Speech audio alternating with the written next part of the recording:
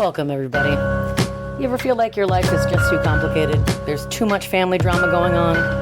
You don't know who you love sexually and who you're related to. Sometimes it's both. Welcome to the attic. It's VC's Peasies.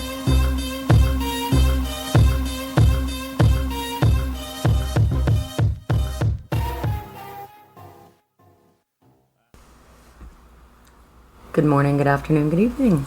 Oh, hi. Dear listener, we're back. Here we do be.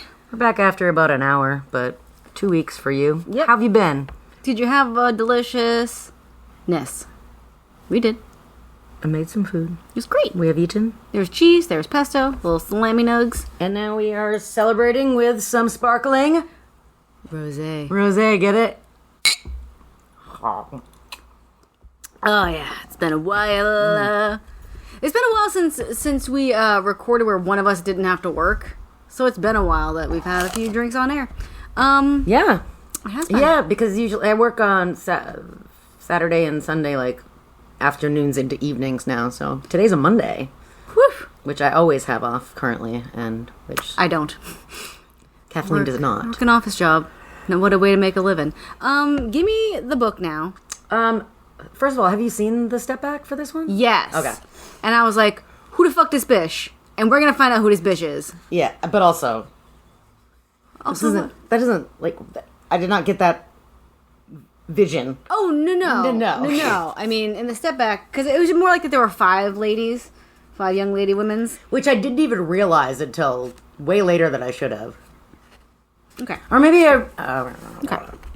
So we are going to talk about the final novel in the thrilling Shooting Stars series, Falling Stars. Aww. Which is like, kind of gives you like a vibe that they're not going to do well. Sure does. Right. Like you're falling from grace. Yeah. Yep. All the world's a stage, but what if the play doesn't go as planned? Four talented girls from vastly different pasts share a dream of stardom. Cinnamon, the edgy actress. She's so alternative, y'all. Ice, the phenomenal vocalist. Rose, the beautiful dancer. She looked good. And Honey, the first-rate violinist. The four meet at the prestigious Stenetsky School of the Performing Arts, housed in an ornate New York City mansion, and become instant friends as they take off on a dazzling whirlwind of intense classes, theater outings, and celebrity-studded parties when... But they soon realize that this is no ordinary school. Madame Stenetsky pushes the girls' studies beyond reason. She controls their social lives, and they get into the strange feeling that someone is watching them. But who? Whomst. And why? Whymst. Cinnamon, Ice, Rose, and Honey set out to untangle a shadowy web of Stenetsky family secrets. As they explore dark corners and hidden rooms, every creak and moan of the old mansion tells a story too frightening to repeat. A devastating story that can destroy their dreams. It doesn't, it's not. It was really hard for me not to read this backflap, by the way. Why? I think honestly it was just because when I set the book down, I set it down on the cover, so the back was up, and I was like, ugh, devastating. Oh no, it's devastating. Got this one. Guys, we open on the first page with a quote from the fictional Madame Stenetsky. What? Did you just lose the page that you wanted to set aside? Okay. The truly insane perform on many public stages. The sane stage their performances in the privacy of their own minds. Everyone is an actor. In the end, everyone wants applause. Is this the Madame Schenectady. Is this the dumbest thing ever, or is it brilliant? Like, is the fictional lady? This is a fictional lady. I have, Yep. just so you know, I think you already know, but you, dear listener, just so you know, I am 1,000% just, it's Madame Schenectady. Okay. Like, that's how I wrote it. That's how it is. That's how I read it forever, and I started reading it correctly, but then it was too late. And now I know how to spell Schenectady. Oh, okay. Which is kind of a tricky. Great. It's Honey's POV. Don't know why. Don't know whom. Don't know why. Why is it Honey's POV? I don't know. Just because she was the last one. She's like the... I think maybe she's maybe the most classically Niederman-esque good girl. I guess so. Pure. So it was Because Cinnamon fucked, right? So Kat was the last story, and then she was the POV. Yep. But then before that, it was Brooke. Brooke was not the last. Raven was. no, yeah, But but Raven was an ethnicity, so she couldn't really carry the honor. right, he wasn't ready for that. He wasn't ready. Neither are we. Honey's POV. So they're basically going into the city, and she's like, my whole life I was an Ohio cornbread. We got some nice advice from Mommy, by the way, because she was like, Mommy, you were my age when you set out in the world, and Mommy said, it's like being born again, but not in a religious way. Suddenly one day you feel like you belong. And it's just still so startling to have a nice Mommy. Yeah, she's great. What does Daddy have?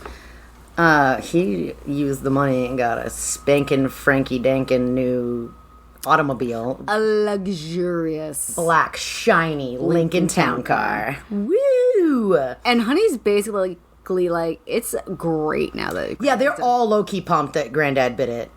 And Daddy is just happy as corn about his new automobile.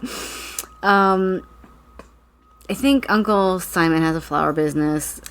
He's selling more flowers. He gave Honey some flowers to bring with her. And then she's talking about how, like, they're driving along and she's fingering the petals. Oh. This is when I note Daddy's name. I asked, did we miss mummies? And then I wrote, did they map quest their way there? I feel like they referenced the map and getting the instruction. Yeah, I'm not really sure.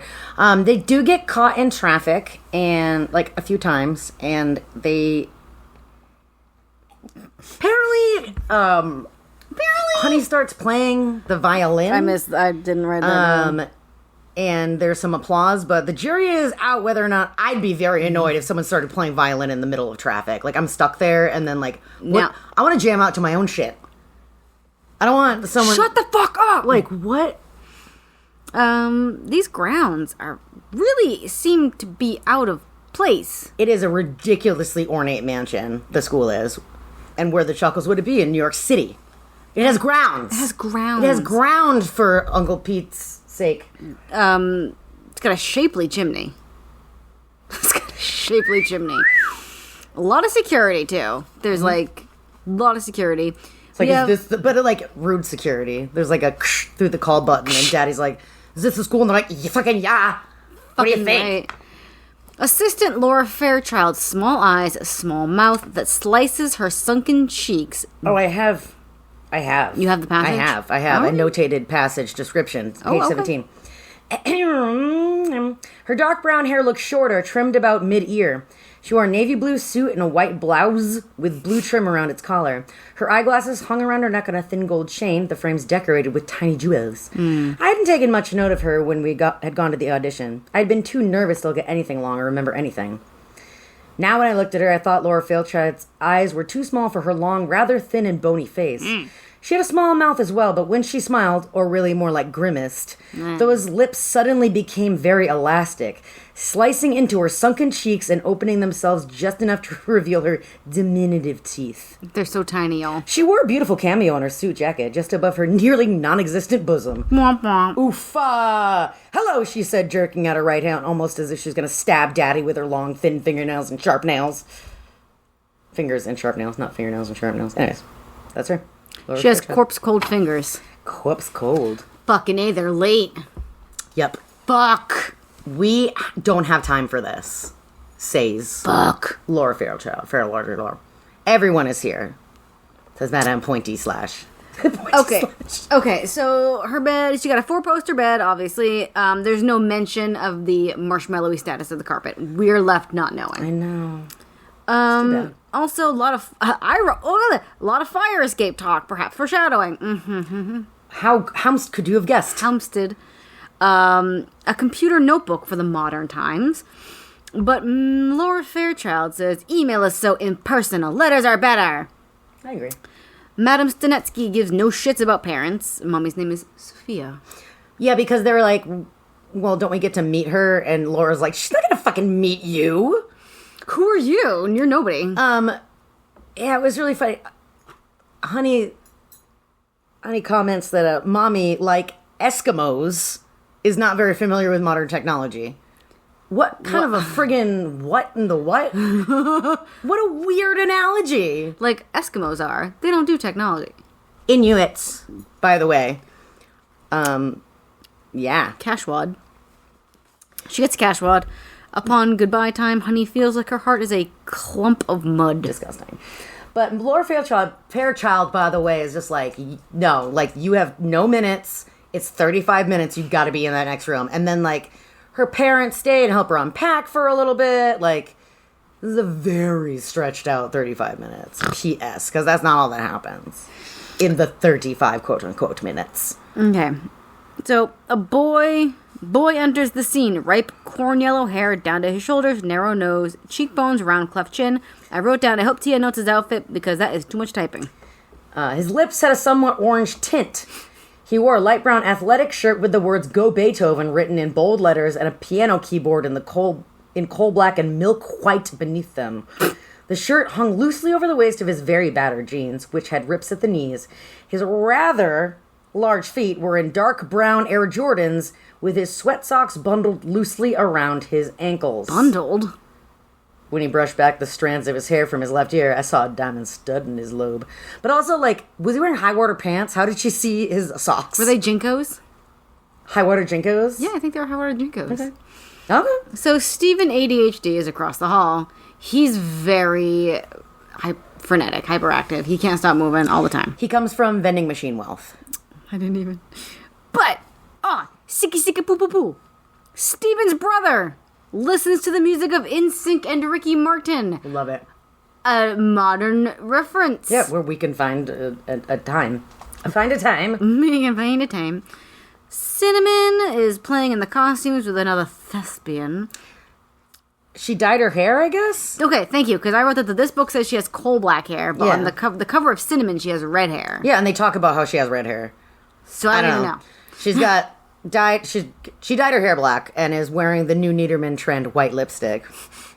And she's like fencing with a boy, Howard Rockwell, and somehow Honey can see all of his handsomeness. Howard the Handsome, under Jesus the Christ. knight's helmet he's wearing. He's wearing a knight's helmet, and she like fully describes his face. So she's got X-ray eyes. 6'2", trim, blue eyes, Roman nose, apricot colored hair, like Vera. Yep. So she also said that Cinnamon doesn't look weird. She has a quote unquote nice figure, which means bazongas. Yeah, well, she's not weird. She's hot. She got titties. Yeah, what? She's not weird. Look at them things. Yeah, that's what it says. All of this like enthusiastic teenager tomfoolery is making Honey's heart pound. And then Cinnamon's like, I don't want a family. I want an actress. And Honey's like, I want a family more than a career. Which, why are you there, Honey? Because the violin plays her for Uncle Peter. So Rose rolls in. You notate that she's saying y'all now. She does a y'all now randomly, like, Because she's from the Georgia. yeah, what? She didn't y'all. She didn't y'all It's before. just like clunkily thrown in there. It is randomly to differentiate. Yeah. I wrote.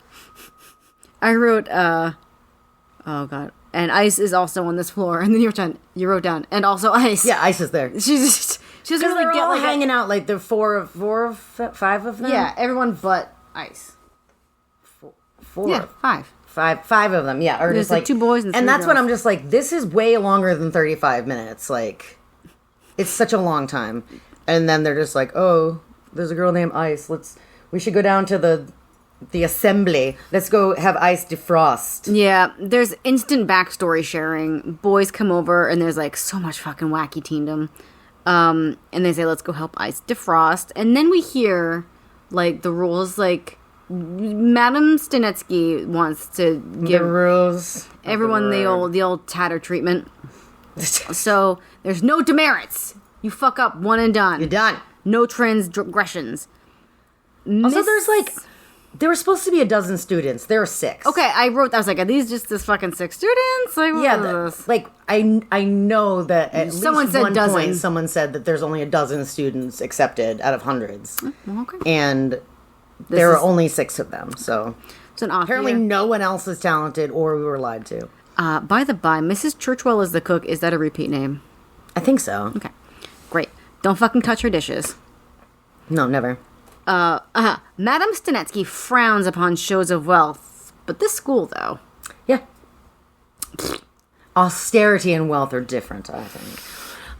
They're like the whole assembly though is a really like spot on mood for drama school. So I was like, nice work, Schenectady. Like she really also is just like, she goes in great lengths many times about how you are always performing. You are always on stage. Always, always, always, always, always. They have a chore rotation, which Howard does not like. And he looks at Ice and asks if anyone wants to do his chores for money. And she's like, why the fuck are you looking at me? Madam radiates royalty. She got a jeweled cane. Nice. Oh, also a prominent bosom. Notated. Prominent. The top of her cane was made out of something that I didn't note by accident, but I looked it up because I was like, is this another fake goddamn thing? It's not. It's like a material that they make pipes out of. Lead. No. So I also wrote, for some fucking reason, there's so much titty talk when you think about it. Like Laura Fairchild has a almost non-existent bosom. Madam has a prominent bosom. We always have to notate the bosom. Yeah, I'm glad. Great. I want to know. Laden with jewelry, this bitch is. It was like noted. No show of wealth though. No, don't do that. Just austerity. Apparently, upon closer inspection, she contours in a youthful face. Did you catch that? I don't know. Yes. Because Honey was like, oh, she looked good, but when you look at her close, she's like really doing a makeup trick. Like Kitty. Yes. I will literally take charge of your life. No smoking or drinking of hard liquor. They have a big wine event later. Yeah, you gotta. Or drugs on or off the property. Love affairs should be planned to help your career. There are behavior contracts. Honey's room becomes like the teen hangout zone. It do be. There's someone says maybe there's a Mr. Stenetsky ghost. By page 65, we've got promises and like clasped hands girl power. Like page 65 immediately. They're like, those boys, one is too silly and one is too snobby. We'll be here for each other, can't we? And it's just like, and then I knew at that point that all the stuff would be things. Okay, we got drama teacher Brock Marlowe. Oh my God, noted as very handsome. Curly mustache. Never goes Brock anywhere. Marlowe. Never goes anywhere. Why bother mentioning his handsomeness if you're not going to have him creep on a student? I know. I was like, mustache. We're back in business. That's where the moistness happens on the stage. Like they walk into him like having what's his face? Howard Rockwell is having a chat, an enthusiastic chat with Brock Marlowe. This fucking Howard character here. Stephen folds his hands under his arms, page 74, which is what you do. That's where they go. If you're of the male persuasion. So they're having their first dinner at a table, like their first dinners with their teachers, and it's Honey's POV, so she's like saying that she's looking around the table to see the others' expressions.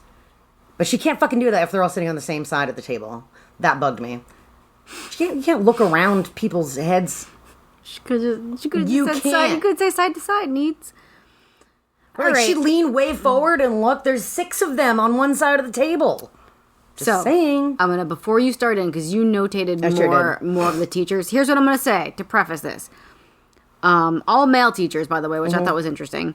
And all overweight teachers are ridiculous, and all slim teachers are smiling or pleasant. Teacher descriptions. A short, bald man with dull brown, watery eyes and a complexion as pale as tissue paper took the seat directly across from me. He didn't smile so much as he turned his lips into each other and pulled back the corner of his mouth. I'm trying to do it.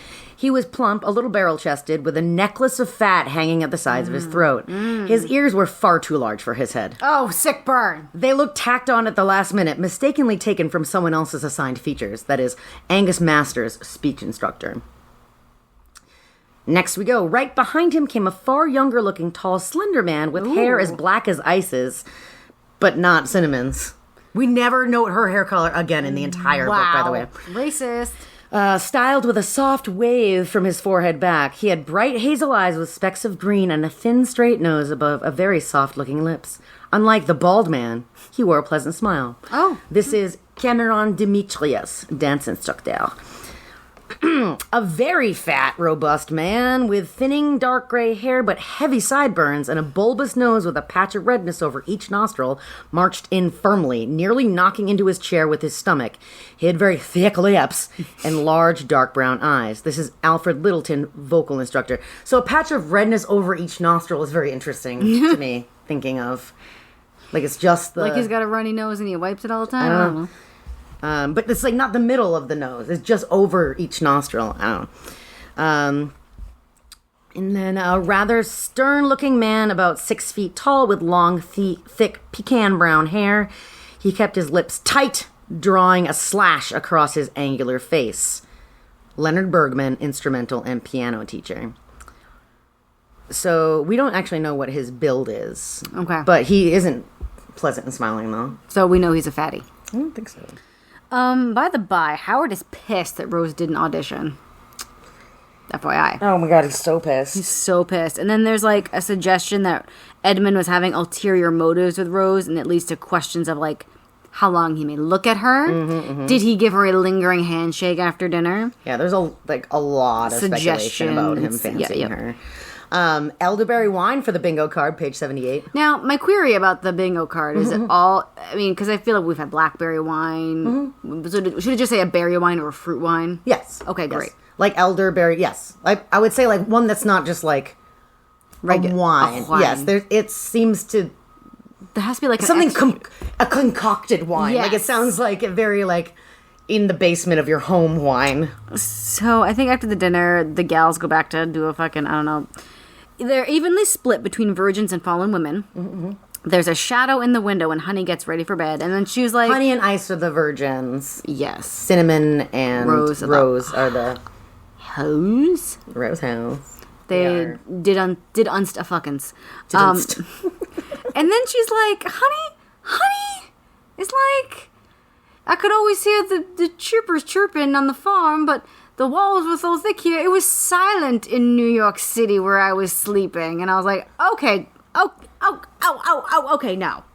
Well, when Stephen came into her room, first of all, she was like, my name's Honey. He's like, haha, we just met. Like, there was jokes about her name, obviously. Anyways, he, like, pounded on the wall. He's just like, I'm across the hall, but you won't hear me because these walls are, like, wicked thick. And then he, like... hit the wall, and she was like, you hit the wall. Wicked thick. So they talk about the walls being thick, but then also about a lot of sounds coming through rooms. Yep. It is mentioned at some point that you can still hear, like, police cars and ambulances and stuff through the walls. It's just, she said it was so quiet, and I did not believe her for 1 second. Next morning, Howard's a real pissy pants about having first chore detail. He's a really overdrawn, spoiled type, and it's gonna get exhausting quickly. Oh yeah, it really did.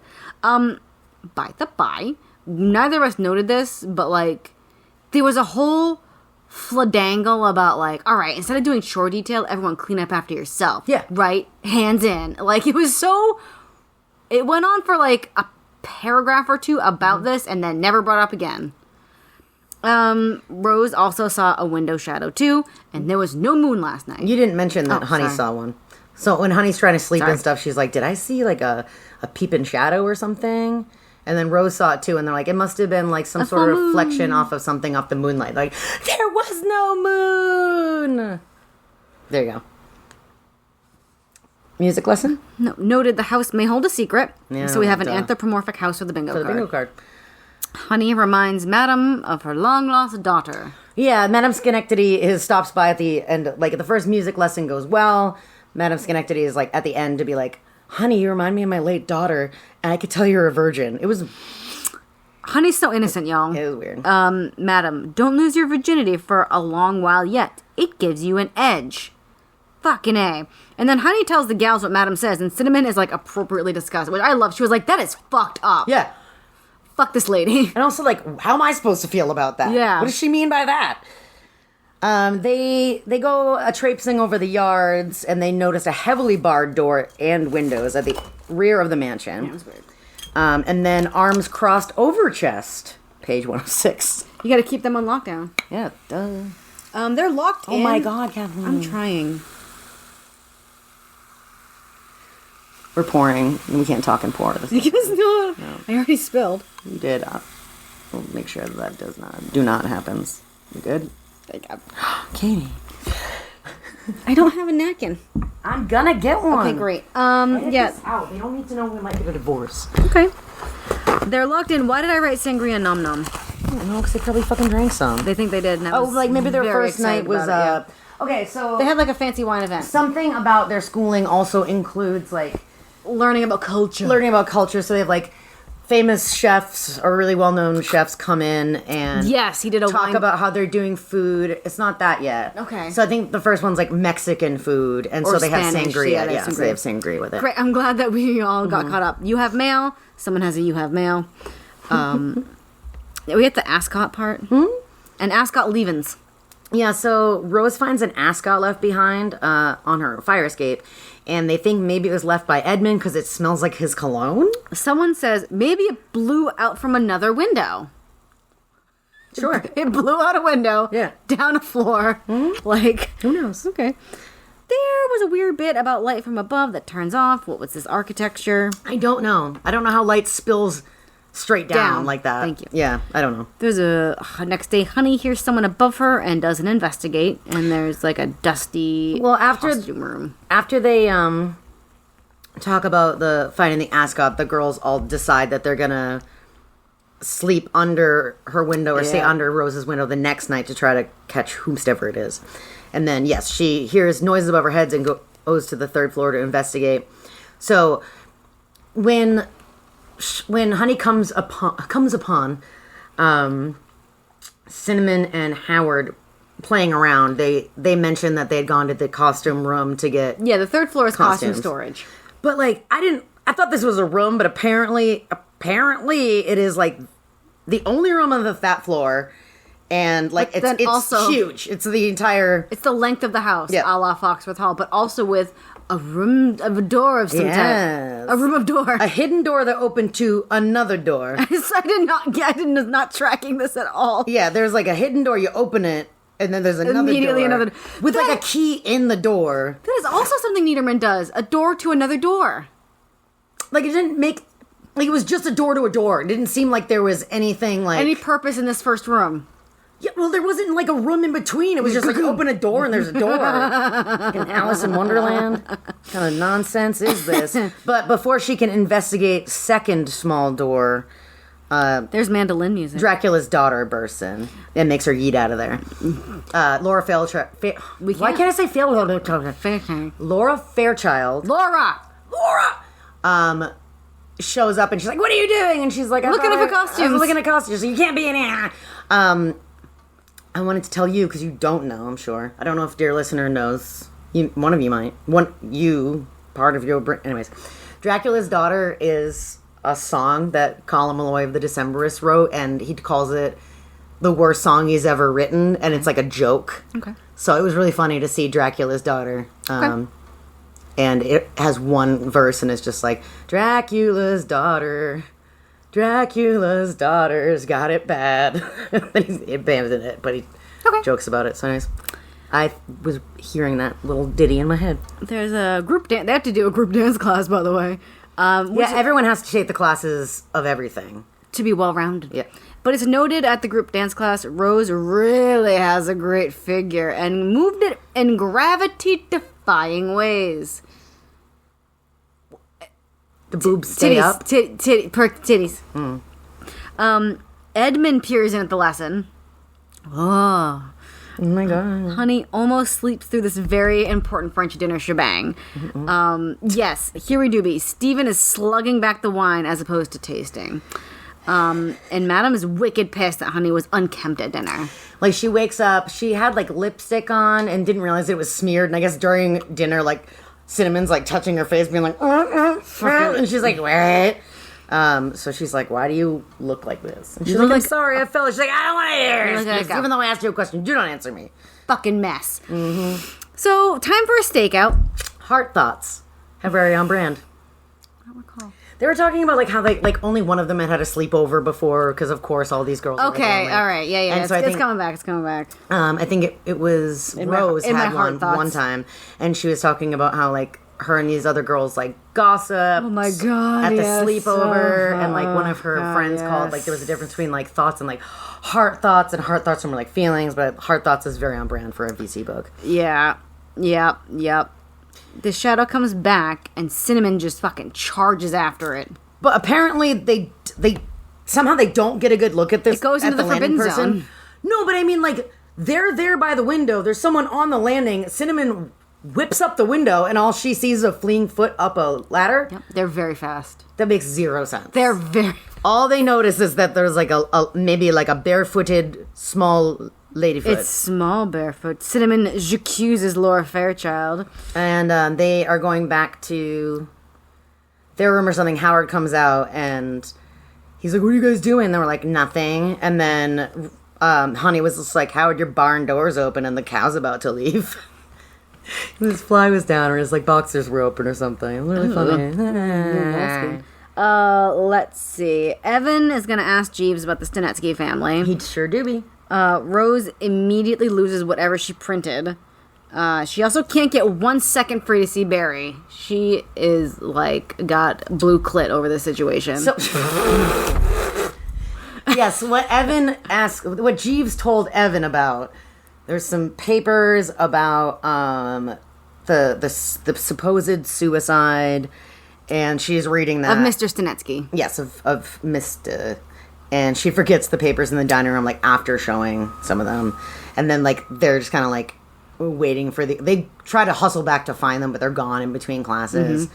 Rose is flipping out, yes. And then, like, that's because of the blue clit. Yes, Barry was on her mind, and that's why she forgot them. And then Schenectady calls them in all to ask who the heck printed it off? What was the save? Cinnamon's like, I found them in my closet.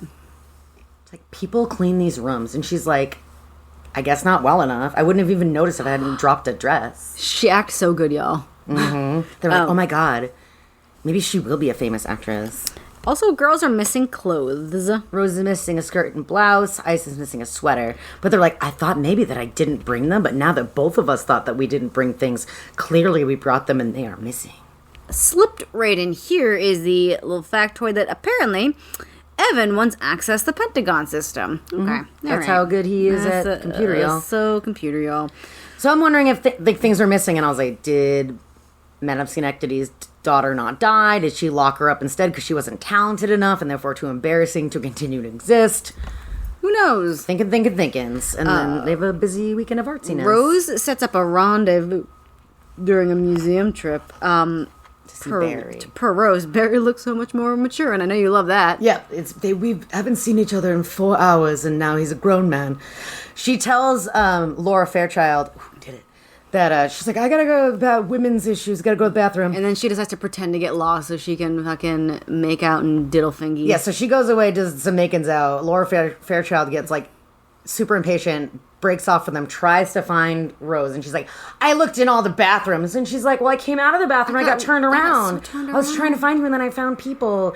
And then Laura was like, oh, well, just be more careful next time. Good one. Evan has news he can only deliver in person. Coming for a visit. The honeymoon phase is over for these students. Oh yeah, the lessons get harder. Schenectady is watching them more now, and everyone except Rose gets a makeover. It's the makeover episode of ANTM. Yep, it is. Ice is infuriated about having to cut her hair. But they don't say what. They don't say, but it's always that girl who gets the pixie on ANTM. Mm-hmm. Yeah, they don't say. We don't really get any physical descriptor. Sort of, yeah. But they find out what seasons they are. Perfect. Madame Stenetsky's popping up everywhere. She's like coming out of closets and it's like, ha ha! She's got a bejeweled cane. Ice's parents are getting a divorce. Performance night is coming up, and all the parents are non-committal. Yeah, no one's that sure will be coming, but they know that Evan will be there. That's about it. Rose has lunch with her mom, and it puts her in a mood because Mommy Monica, is getting remarried. Honey is starting to get nervies about performance night. Yes. And so Mr. Bergman, the music teacher, is just like, all right, take your violin, let's fucking go.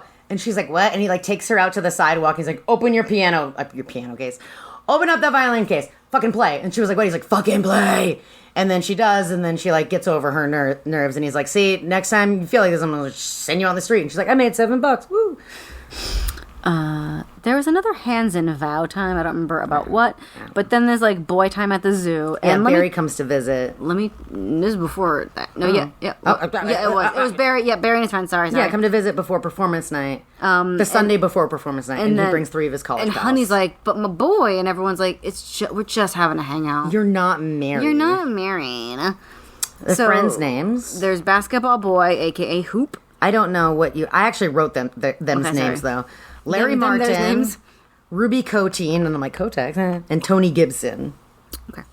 One of them has... Larry is Hoops, and apparently just keeps a bunch of rubbish in his pockets for dunking in trash cans. Because they know how he, like, tosses something in a trash can. Like, why do you have that much garbage in your pockets? Who's the handsome cerulean-eyed boy? Tony. Ruben was introspective and sarcastic with a forehead, you said? I wrote forehead boy, so it must have been this. He either had a too large of a one or too tiny of a one. Just a forehead. Everyone pairs up, but Honey's like, I would like to go back to school now. Yeah. But the pushy charmer, he's like, I'll walk you back. And then he gives her the old classic, I have my uncle's apartment, you gotta check out the stereo line. Yeah, compare the sound system. You like Mozart, right? I thought so. He probably has some sort of classical something. It is a dingy apartment papered in vanilla cream. Textbook boy messy in a crummy building. He's like, I had some kids over the other night to study. She's like, 2 nights ago. You know, the empty pizza boxes. He does put on a music, but it's fucking like the Amadeus soundtrack, which I thought was really funny. He's like, see, Mozart. There's a lip peck and smoocher. And he says that he gives her a smoocher because he had to. Ugh. He's like, sorry, you just look so fresh and nice. It's Bloody Mary time. At least it's not rum and coke this time. Oh my god. Does she like the Bloody Mary? Of course not. But does she like it? No. How does she know? I don't think she's sure what should happen. How can she be sure? I feel like you're leading me and I'm not going to drink. No. Okay. No, just like... Oh, okay. He was literally He was very pushy. She was like, I don't think I like it. He's like, no, just try more. He just look at my next note was he's legit pushing the glass to her mouth. Yeah. He said, just take another sip. It gets better. I'm really good at these. There's like a lot of blah blah full-on aggressive times, an aggressive Frenching smoocher, and unwanted nipple strumming. Charo. And here's what I'm asking you. Do you think that's Niederman's move? I would like to see, like, an illustration of him strumming his wife's nipples. No, I just want to know what the nipple strumming would look like. His student wife. Like, is it like? I think it's like twang. That's a flick. Twang twang. Like, is it finger picking strumming or is it like? I think it's a thumb. All right, Charo. Charo's the nips. Yeah. Let's see. It's like a mariachi band. It is a mariachi titty. Yeah. So he octopuses all the fuck over her. She gives him a spicy Bloody Mary to the face. Yeah, she has to smash this in his face because, you know, obviously, like, clothes are starting to become undone and all this other shenanigans. And he's just like, why would you come back to the apartment to listen to the music? And she's like, that's what you said. He's like, yeah, right. And she's like, that's literally what I said. So he follows her to the elevator and gets a knee to the nads for it. Oh yeah, knees him right in the junk. And he like falls out of the elevator into like an old lady with her shopping bags who's just like, what's the matter? And she's like, ask this fucking guy, and then runs home. Very cinematic. So Honey gets back to school, hops in the shower, and after her shower, she sees the bedroom window open and the clothes that she has just worn are gone. Mm-hmm. But they dropped her underpants in their haste up the fire escape. What an unnecessary detail. Right. And then they decided it's like super investigation time. I think that's how they know that the shadow upstairs is the person stealing the clothes. A trail, sure. Okay. Because they keep being like, well, should we go to Madame Schenectady? Tell her, and like, no, we can't until we're sure. By the way, I'm just remembering this now. Laura Fairchild, at the beginning, said explicitly to these girls, if you have any problem, you do not fucking bother Madame Schenectady. You come to me. And they never bring that up in conversation, like, oh, we're supposed to go to Laura, but maybe we shouldn't. Great remembering. Thanks. So it's a super investigation time, and they go up the fire escape. Sorry. They were talking about Howard, they're talking about someone, and someone said, like, narcissism, and Ice was like, narsa what? Like, Ice doesn't know what narcissism means? I just found that hard to believe. Okay. I mean, maybe not. They go up the fire escape and peer through the window and see all the stolen clothes. Edmund. It's Edmund, but not So Edmund. he begins to What is it, undress and reveals a perky bosoms. It's a lady with a... It's like a person upstairs is Edmund, but not Edmund. But maybe Edmund, but definitely a lady with perky boobs. So I wrote, Edmund is trans, I suppose, and I fear what Niederman will write. And I was also wondering, is Edmund transgender, or like... Were they actually twin? Like the sister were like twins, and one of them faked to death? Like, no. I don't think either was notated, but they were like, what, the perky titties? And then I think Honey's like, and when they removed their underwear, it was clear that this was a woman. Mm-hmm. So, like, just gonna put those genitals out there. Mm-hmm. Because performance night is so important, it's a lighter diet this week. Mm-hmm. Come on with the disordered eating. Evan arrives, all right? No. Nope, not yet. They just were talking about, like, how they were, like, a full group, and the Cinnamon is wit. No. Ice is muscle. What?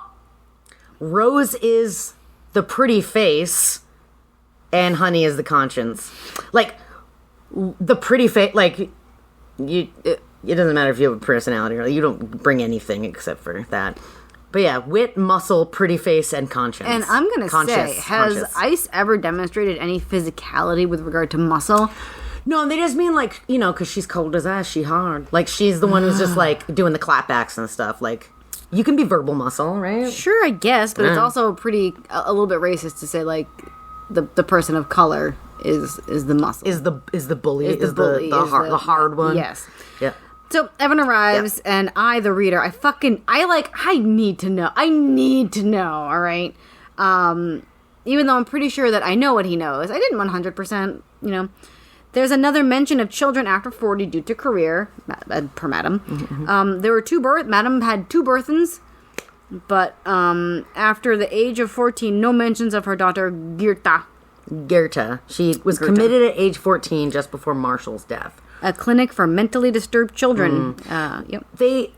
I guess, you know, Evan traveled by himself, was super great, but then Rose could tell he was exhausted. So she said, let's leave Evan get some rest, which is not how a sentence sounds. Should. And then at the end, like, all the girls hug him. They're like, we're basically sisters, so you're basically our brother, too. And they give him all, like, a hug and a smoocher, and he's like, Yep. Let's see here. Honey tells Chandler about handsome grabby hands. There's a pre-engagement friendship ring. Yep, a friendship ring. So Honey kind of doesn't want a fame and fortune performance lifestyle. Maybe. Yeah. She like is like she's like so torn. I mean, she's 17. That tracks, actually. Sure. She don't fucking know. Madam comes up. It's just performance night. Performance fucking night. And what Madam, performance fucking night. And it's, performance fucking night up in here. And it's so good, y'all. Madam wants to see Honey before the reception. Ooh. Come see me immediately after. Did you notate it was another taken away by the talent? Yes. Everyone just everyone like, oh my god, and I was so nervous and I knew that I was going to choke. Done. And then everyone would be like, why are you here, blah, blah, blah. And then before I blinked, it was over and I was carried away in each applause. It was more cacophonous than the last, floating on the airs of applause, blah, blah, blah. I love that for you. Thanks. Show so good, y'all. Madam is big mad about this ring. No way friendship ring for virgins. No serious relationships. You need to keep your air of virginity. Ugh, woof. It's better that you look frightened. They enjoy it. No, because she's like giving her like a verbal dressing down and she looks fucking terrified and she goes, it's better that you look frightened. They enjoy it. Because there's all these like so many fancy people, y'all, like at the reception, actors and actresses and producers and directors and musical menses and womenses. So many. Evan's there. Chandler's invited. Ms. Fairchild is cock blocking Chandler. Oh, yeah. And they're like, only 30 minutes to like chat with her boyfriend. There's only 30 minutes of boy time for boyfriends. And then, wasn't it? Steven's like, why don't you guys fucking... Steven has no part in any shenanigan. He's just kind of like, actually, now that I'm thinking about it, he's very like laid back about everything. Yeah. And like he'll pop up and be like, oh, you guys fucking sneak in? Yeah. And everyone's like, no, what? He's amazing at piano, by the way. He's like lazy at it. Yeah. They talk about how he's just good. He's nothing really like fluffs him at all. Fluffs? Frazzles? Whatever. Right. Like he's just like, I'll come in here, I'll diddle the ivories. Diddle the ivories. Whatever. Oh, I have to brush my hair back, fine.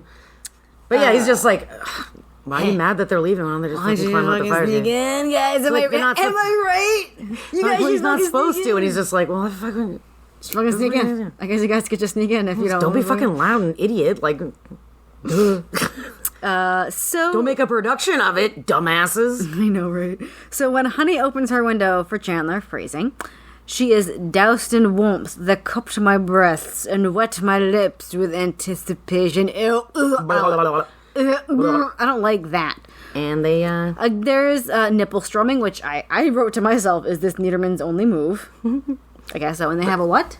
A consensual. They have a consensual. They have a singular consensual. There's chaos in the fire escape, which is very vaudevillian. It was like a scrabamble to get the boys out. The creeping kid is back at the window for the film The Creeping Kid. Yeah. It's like... so yeah, there's this scramble to get the boys out, and like a chicka-ka-ka. There's another all-in-hands... There's like another all-hands-in movement. Well, because they decide they're just going to go up and find out what's going on. Evan returns after... But another time, for some reason. But not this time. Let's go to take a sleep. Like, we got to go find out. Tomorrow. Maybe tomorrow. Probably. Evan returns after doing more research, and Goethe apparently did, in fact, die, per his research. Because there was an article in the paper that was like, dead. So and immediately, they're like, we're going to confront this peeper. We're confronting the peeper. Look at me. I am not hitting the table, and I want to so bad. Thank you. My back-to-back notes are, Evan finds out that Goethe did die, and then, no, she didn't. No, she didn't. No, no. I know you're surprised. Even more fire escape shenanigans. What? So they climb up to the... There are times where they talk about it's like super hard to climb up. They climb up to the third floor. Like, oh my god, we're all gonna fall. Like, there's like a human centipede of girls going up the fire escape. But they talk about a couple of times like, oh my god, it's so slippery and it's so dangerous and like so hard to get up and down. But like sometimes it's like, we won't have it down so fast. Like, so it's either super dangerous or it's not. So, depending. There's children's music playing in the upstairs room. I wrote that it's the church rhyme from 1984, but because I just happened to be rereading 1984. Oh, that's what that is? And they say, I'm sure it's a British, the bells of St. Clemens, were the Clemens Memons, I don't remember. He's a whole little apartment up there. Yeah, Gerda dresses and acts like a little girl. There's a typo, page 285, has her name spelled as Greta, which I thought Gerda was a typo at the beginning. Because, like, I read it as Greta because that's a name. Because that's a name? I mean, I'm not saying Gerda isn't a name, but, like, that's not one you hear. Isn't that what, oh, no, Gertrude. Mm-hmm. Gerda? I guess I haven't heard that one. Anyways. So, up close, they're like, oh, she doesn't really look like Edmund. Okay. One paragraph in, and I'm annoyed at the scene of the crazy lady. Cinnamon has fucking had it. She's like, all right, enough. But Goethe proclaims that Cinnamon is a lemon. So, Cinnamon tells Ice that there's no snap out of it. Because, okay, they're like, all right, this is fucking weird. And then they go back down. Because she's just singing this rhyme. And, Cinnamon's like, I've had it officially with your fucking rhymes. Who the fuck are you? And Goethe's like, you're a lemon. So then they go back down the fire escape to the bedroom. And Ice is like, maybe we could just, like, fucking give her a snap out of it. And Cinnamon's like, snap out of it. Cinnamon's like, when my mother was in the institution, I'm telling you, there's no snap out of it. Then why did she be the one that was like, stop it? Great fucking question. And they're like, we're going to spend time with Goethe because she's a human being and deserves human contact. I like that. Yep. Like, even if we can't do anything, like, kind of feel shitty knowing she's, like, up there. Just locked away, mentally ill. So the next visit, she's, like, all fucking out of it. And Ice starts singing to get her going. And they're like, honey, do a search. Because there's, like, a bedroom and, like, a living room area, I guess. Mm-hmm. Oh, boy. This is so much going on here. And so she finds, like, a ribbon, a watch, and a photo. And Goethe says she's the little boy in the photo. Which I was like, what? Yeah. What? I was so confused. Thank you. Yeah. Also. And then I wasn't confused later, but it was still kind of confusing. Now that we're talking about it, Was that Edmund, or was that her, like, with a real short haircut? Did she think she was a boy? Was she dressed as a boy? Okay, so just... I'm so confused. No, they explain it later.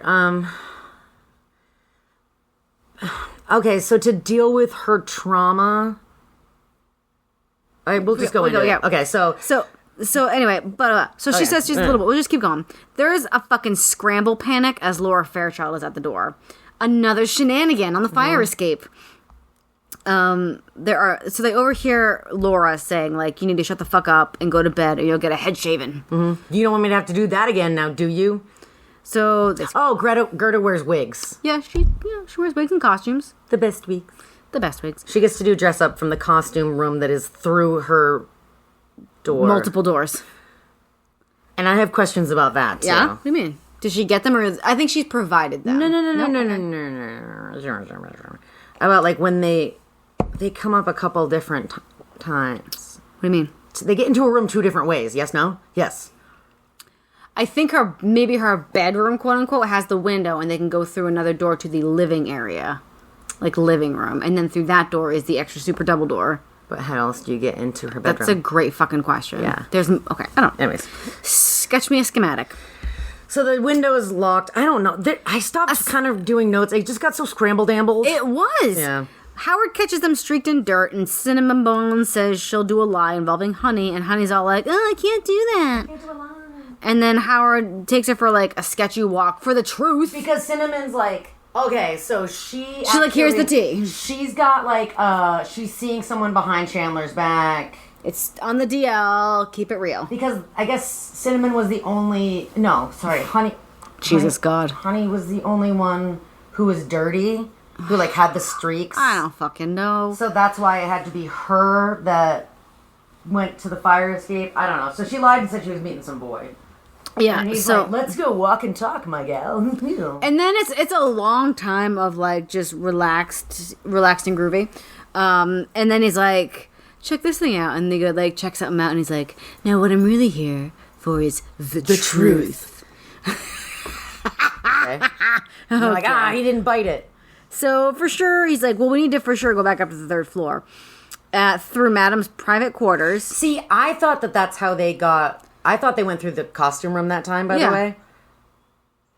I mean... How did they get... Where's the court? Like, what? How did they get through the door to her quarters? Hang on. Okay. I think there's an entrance through the costume room and through Madam's quarters, and I don't really get how this fucking Escher painting of a house exists. Yes, because we do find out... It doesn't matter that much. We do find out that the entrance with the double doors through the costume room, not double doors, but the door, the door, and then the door. the door that goes into her little living room area. Okay. But I have no idea where, like, the door from Madame Schenectady's quarters part of the house opens into her. Yep. I don't know. Is there? I think it might be a staircase. Who knows? But it doesn't. Yeah, there's like all this weird shit. Oh my God, Madam! There's a long weird passage in between the costume room and the other door. Anyways, I don't know. It's stupid. MC Escher House, yes. So Madam's private quarters is a museum to herself, which I'm into. It's really funny. She's got like a whole scene with like a wax figure from of like herself. A scene of a play she was in. Shelves of her best wigs. Spotlight on the bed. Mirrors everywhere. You fucking pervert. Hell yeah. I do not want to see any angle of me fucking. Okay. Don't put mirrors around. I'm just putting that out there for no one to see. Right, I won't buy you a mirrored conclave for your birthday, for your bedroom. Take it back. Shit. Hope you kept the receipt. I will not construct you a mirrored conclave for your marital bed. Girta. Was the bed round too? I think it was a round something like bed. that. She's in male drag when they get to her, and she's like, Girta has left. Yes, so she's dressed as Edmund. Yes. I just said male drag. No, I know, but like that's what happened. Like that's why she pointed to the little boy and said, "That's me," because she pretends to be Edmund sometimes when she's disassociating and reliving her trauma. Yes. Okay. There's a fucking long story about being locked up and Girta left the body, like you do. There was a daddy bad touch, and mommy knew, and then all of a sudden, someone's approaching. the door. So, scrambled on the fire escape. It's a fucking scramble. Howard was just checking. He's in the room. It's like, he's in the room like that parent whose, like, kid comes home after curfew and thinks they're sneaking into the house, but they're sitting in that recliner and they flip on the light. And they're like, where have you been? That's what happens. He's like, I was just checking the rooms. Howard says that they could use the Goethe info in their favor with Madam. He's not wrong, I suppose. Yeah, like, she'd never kick us out if she's trying to hide this. So, like, secrets, yeah, so- we should use it to our advantage. So, per Cinnamon, cobras are also beautiful but deadly. Okay, that was weird. Analogy there. Honey doesn't have the stomach for deception. She's so puerile.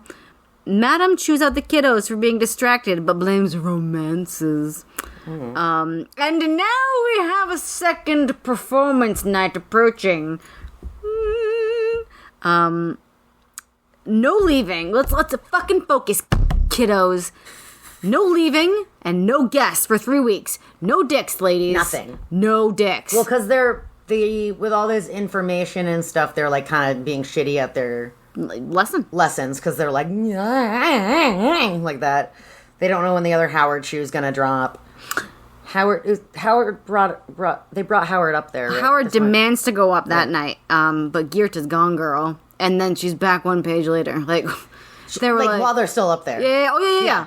She then reappears and is reciting all of Cinnamon's lines for performance night, and Howard treats her like a parlor trick. Well, he thinks that this is some shtick. He's like, oh, you tricked me, and, like, you've been giving her our lines, and then realize that... So he just starts to say lines from different plays, and she finishes them, and he's like, oh my god, who's this idiot savant sort of thing? Oh my god.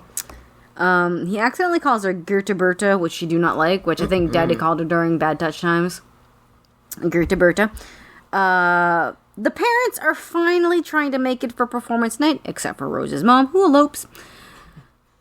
Okay. And then none of them can get there anyways. No, that never materializes. No. So Howard is creeping around guiltily in the night, even though he was just looking at costumes for real guys right in the middle of the night. I was just looking at costumes. I was checking out our costumes for the play, and then Honey's the one who finds him. Yep. It wasn't the whole group, and then Honey mentions it to Cinnamon, who's she gets like, wicked pissed. And she's like, that's fucking bullshit. We already know where to costume. They were literally out getting cleaned already. So here's what I wrote. I said, oh heck, Howard did a bad daddy. Yep, so this is when they go back up that's when they go up to the wardrobe room, costume room, and then go through the little hobbit doors. And they find Gerda in bed under the blanket. She's nude, and she's like, Daddy just visited. Very re-traumatized. Yes, and I was like, oh, wow, yeah, like, cool, Howard's disgusting. So, like, cool. He went up to do a daddy bad touch role play. Oh, God, I hate those words. Now, let me tell you, I think we each have, like, 1 to 2 notes left, but...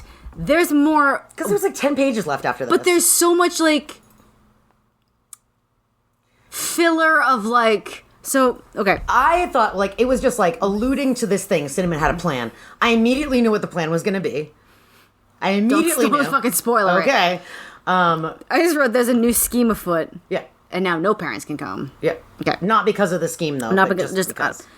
So, there's a lot of... Before we get to the scheme, there's a lot of, like...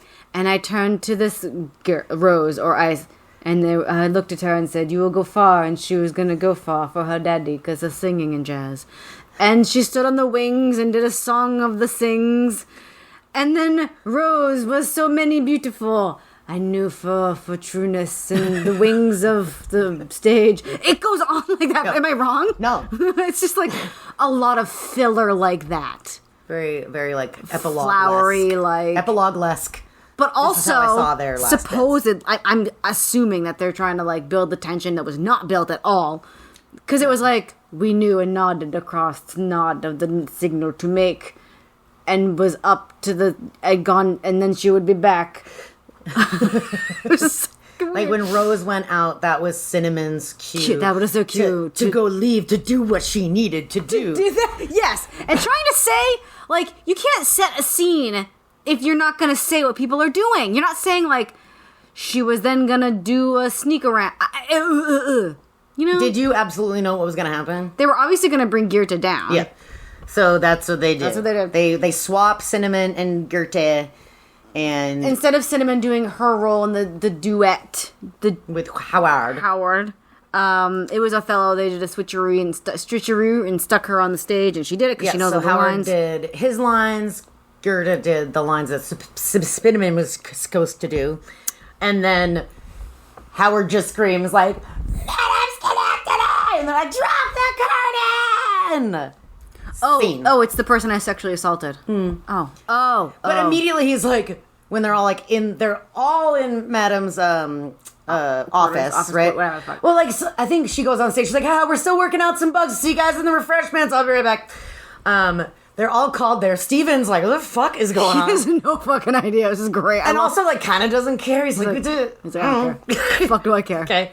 And, like, Howard almost immediately is like, whatever they tell you is not true. So, okay, yeah, you definitely don't sound any bit suspicious in the least. Goethe was a love child. Just gonna throw that out there. Yeah. After she had Edmund. Yeah, she did an affair with someone. Who cares? She didn't really want to get married. She, like, got married because she felt like she had to. Had a kid because she felt like she had to. She was in her 40s already. Late 30s or early 40s, something like whatever. That. Ended up having an affair. Had the kid, but her husband was so, like... She was proud. Goethe. He was like... No, we're gonna make everyone think this is my kid. I will not be ashamed by your affair. Goethe, they drop off. She was either a hard R or idiot savant. But yeah, like Madame Schenectady drops a hard R, but like reluctantly. She's like, I've always hated using this word. I was like, okay, that's progress. Sure, you don't have to. Progress for needs. They made a fake death story so Goethe wouldn't be hounded by the press. Because she did try to take her own life. She sliced into her wrists. That's something that she goes into when... She was saying something about like, oh, and I left my body because all the red came out and... Something like that. Yeah, so I guess I don't know what that's all about. So something neither of us made note of was that did Madame let her husband believe that he was responsible for her death because she knew he did a bad touch and was like, go fucking kill yourself? Yeah. From doing... Well, she didn't say to go fucking kill yourself, but she was just like, I didn't give a shit that he felt like it was his fault because it was kind of his fucking fault that she attempted it anyways. Okay. And then she's just like, all right, let's go. And then, of course, she's like, honey, hang back for a second for no real reason. And it's just she's like, I can smell the fuckings on you. No, she didn't. But she was like, okay, don't go anywhere because I have to introduce you to someone really important. Which they didn't explain who that was at all. Nope. Yeah, she's like, well, yeah, I guess we got to change things. Yeah, those You're are right. my last two notes. Changes will be made, and everything turns out okay. Yeah, but like we also don't even know really how it ends, how they ended up, like what people. Did everyone go on to do a career or no career? Etc. I don't know. It's just like I don't know because I think the epilogue real quick. Real quick. I don't know. That was it. No, there was like nothing. She talks about being on God's front porch. Because she was, like, flying with her Uncle Peter once, and it was pretty, and he's like, yeah, we're on God's front porch. That's how you know you're doing something you like. And then, like, one time when she was playing later in her life at, like, a non-described important show, we don't know how much later, she's like, and that's where I was. So we don't know if... They stayed friends. We don't know if any of them actually, like, broke into a career that they were going for. We do not know. We don't know if she stayed with Chandler, if Rose stayed with Barry. We have zero... information. There was no wrap-up. And everything was fine. It was just weird, because the epilogue, I at least assumed it was, like, after Madame introduced me to this person at the thing. The orphans with parents. Mm-hmm. The runaways. Yeah. They had a tasty epilogue because it was like 10 years later. Yeah. Here's where we are. Mm-hmm. Great epilogue. No. A little eye rolly, but great. Okay. I don't know if you guys want to like fanfic an epilogue. Where is everybody? Who made it? Who didn't make it? Who still has tight perky bazongas? Probably Rose. Probably Rose. I would love for her to just be like, oh my god, and then surprising to us all, she turned into a fucking cave troll. Cave troll. Mm. Did anyone les out? We don't know. It's the theater. Probably. Cinnamon. Semen? Cinnamon. Cinnamon's lesed out with semen. Well, didn't it talk about like ice and cinnamon were like they talked about them having like an instant connection. I guess. So maybe they ran happily ever after off together to Scissoring. They scissored. They You know what? I feel like happily ever scissored. of any of them, I feel like Cinnamon would definitely have some like queer tendencies. So, okay. The next book is Willow Of the De Beers series. of the De Beers series. We both started it. It's fucking wild. I put it down by page 8. Now, can we talk about you putting it down? Does that mean it's good or bad or both? It means I just can't right now. Sure. It means, like, I have never written so many notes over so little pages, and I'm just like, I don't have the mental capacity to read yeah. this and, like, transcribe it word for word, because that's how blown my mind is by all these things that, like, I'm too much into detail. I need to let it fucking simmer, because there have been too many things in a row.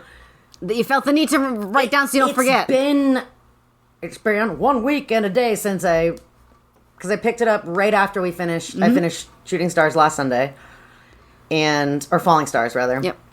And I was just like, all right, let's get on the next one. I'll make some headway. 8 pages in, nope to fuck out of that.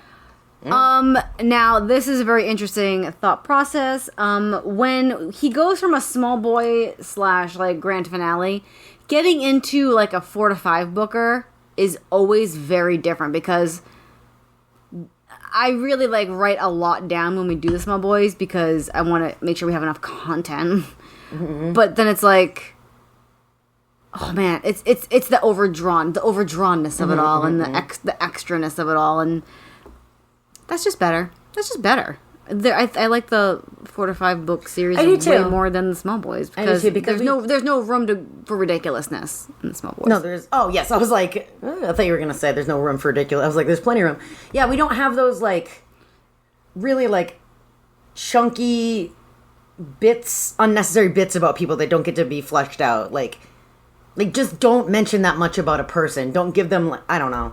We've talked about this, how they like read weird. They have weird pacing because they're still like, here's all this detail about a thing. Never again. But then there's like not like you could have used that space to flesh out things that were actually would have made the story better. But in the longer boy, he's got books to do it. Oh yeah, so good. I'm looking forward to it. I hope we get back to creamy. I don't think there's been a cream yet. I think I'm like a quarter or third of the way through it. I'm just saying, I don't need whatever. If branches bend and don't break, I cannot. I'm gonna throw the book out the window. Podcast over. I do live on my own property at the moment, so I could get it, but I'm not gonna get it. It's gone. I hope a bird flies away. It's gone. I hope a bird gets it. I hope a bird gets it, and then also is just like, this isn't even good enough for me to make a nest with. I know about branches. Right. All right, I love you, dear listener. Thanks for coming on the Journey Ashore, boys. Journey ashore. I didn't even do that on purpose. All right, journey ashore. It's getting to be summer. Hope you got plenty of pairs of jorts. Aw, thanks for listening to VC's Business Podcast, dear listener. We hope you enjoyed it. Technical support was provided by Boo and Matt. Thanks for answering all of my stupid questions. Music is Dust in My Attic by Broke MC. We use it under a Creative Commons. Email us at vcspcspodcast@gmail.com with your thoughts or comments. You can also follow us on the grams, the Instagrams. Our handle is at VC's Podcast.